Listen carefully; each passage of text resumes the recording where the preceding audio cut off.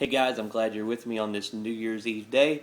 Um, 2015, I believe, is going to be a monster year. It's going to be awesome. It's going to be great. Lots of glory. And so I just believe that with you guys, and I believe that for me and my family. And so I'm looking forward to 2015. Something I want to share with you guys is I had to go to the dentist yesterday, and as I was sitting in there, there was a newspaper laying on one of the seats where I was sitting, and so I picked it up, and it was just a local newspaper, and it had a section in there where there was where some of the churches, some of the pastors can write a little article and submit it, and people can read it. It's a great part of, especially small rural town America, being able to put those things in the newspaper. But I was reading this one article by a pastor there, and one of the things he was talking about the incarnation, and he was talking about Jesus coming and becoming a man, God being the God Man Jesus. And this is one of the things he said. He quotes Philippians about how that Jesus, it talks about Paul talks about Jesus stripping himself of, basically his splendor and all of that stuff, and coming down as man to us. And that's a beautiful thing that we see, that Jesus letting go of all of that and coming down to us. But the guy goes on to say this right here.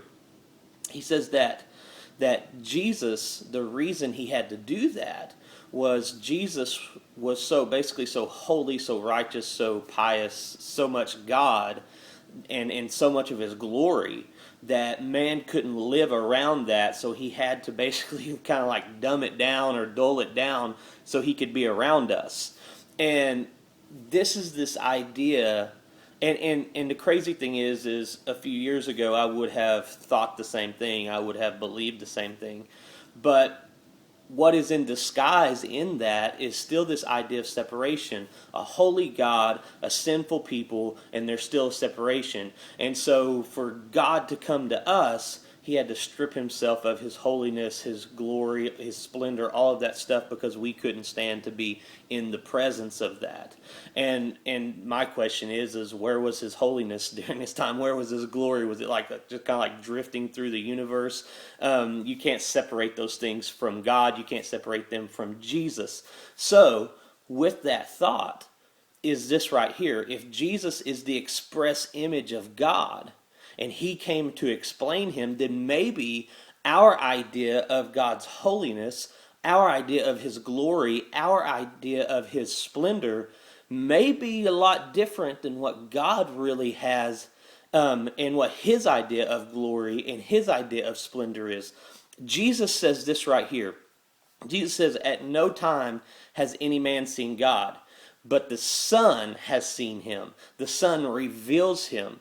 And so here's my thought about that. You read Old Testament prophets, you read Old Testament, and they're always talking about holy, holy, holy is the Lord God Almighty. They talk about his splendor. They talk about these grandiose ideas of heaven and all this stuff. And for some reason in the church, that is kind of what we have grasped onto about the glory and splendor of God. It's like streets of gold, pearly gates type stuff. God's pious. We think of thrones and mansions and all this glorious type stuff, and that's what we attribute to God as his glory.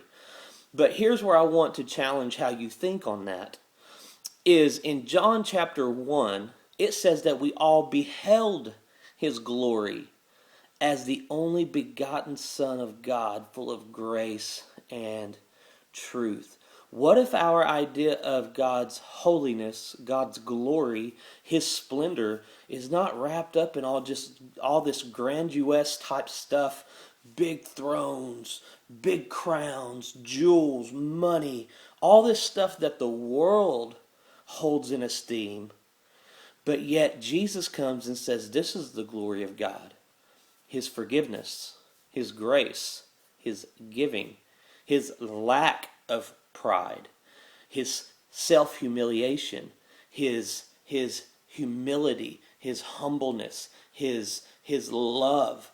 Maybe those are the things that are glorious about God.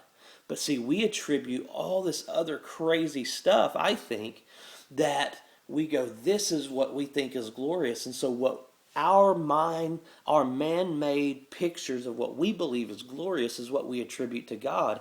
And Jesus comes and shows us something totally different.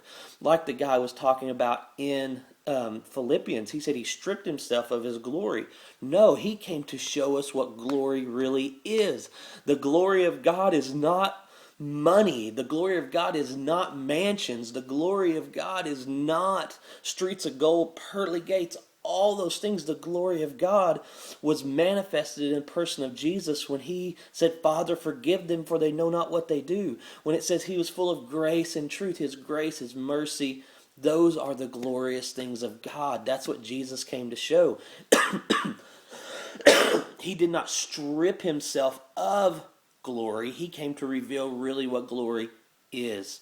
And that's what we see in Jesus. And so that's what I want to challenge you today in your mindset, that when you see Jesus, you've really seen glory. He didn't strip himself of his glory to come down so he could hang out with sinful man. No, he came to show us what glory really is. Hey, you guys have a great, great New Year's, and celebrate the incarnation, that the material world and the spiritual world has been forever fused in the person of Jesus. Hey, you guys be blessed. I love you. I'll talk to you soon.